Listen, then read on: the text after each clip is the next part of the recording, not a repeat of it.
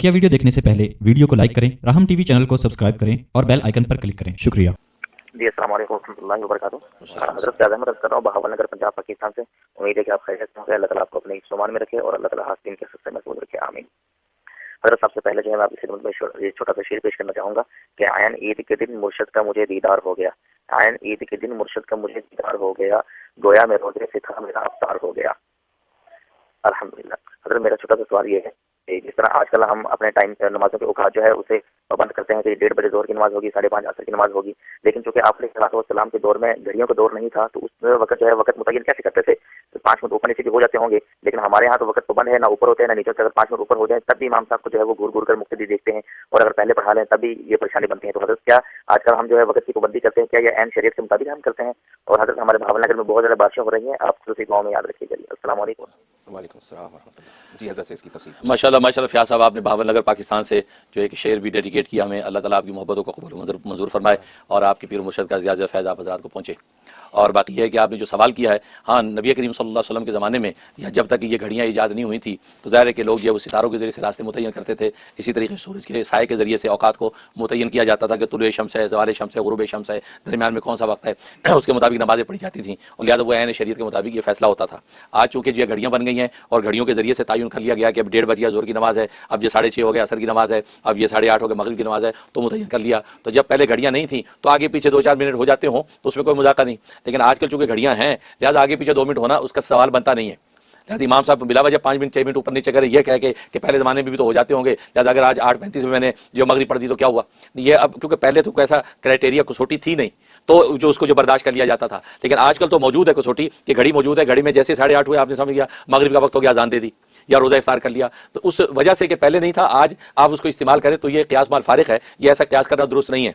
न इमाम साहब को इसके अंदर जो है वो स्टबन होना चाहिए कि यार पहले भी 5 मिनट ऊपर नीचे हो जाते होंगे हैं, जब हो जाते होंगे पर आप फैसला करके जो वो नज़म को ख़राब ना करें। ये नज़म के लिए होता है क्योंकि दीन का नज़म और इंतज़ाम भी एक बुनियादी चीज़ है। तो इंतज़ाम दीन के लिए कि इतने बजे फजर होगी बस।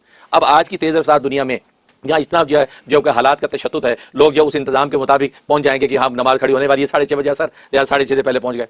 अब पता चला आपने 5 मिनट पहले पढ़ा दी, आप ये कहेंगे पहले ज़माने 5 मिनट पहले भी पढ़ा देते होंगे।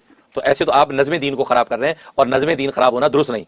अब रही ये बात कि इमाम साहब 5 मिनट लेट हो जाए तो क्या क्या मजाका है? हाँ उसमें अगर कोई शरई उज़र लायक हो गया, कोई माकूल बात ऐसी पेश आ गई तो मुक़्तदियों को भी चाहिए कि 5 मिनट तक का वक्फा दें, इंतजार करें। इमाम साहब 5 मिनट के बाद भी ना आए, अब फिक्र करें कि यार कौन नमाज पढ़ाएगा, इमाम साहब आए नहीं, 1:30 बजे जोर होती है और 1:35 हो गए इमाम साहब, अब फिक्र करें। 5 मिनट तक बिल्कुल इत्मीनान सुकून से अपनी तस्बीहात में लगे रहें।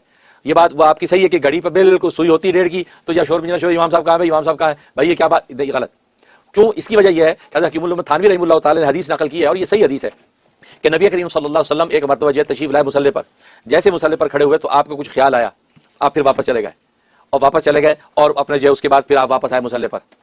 तो मुसल्ले पर आकर अब आपकी नमाज में सहाबा ने इंतजार किया।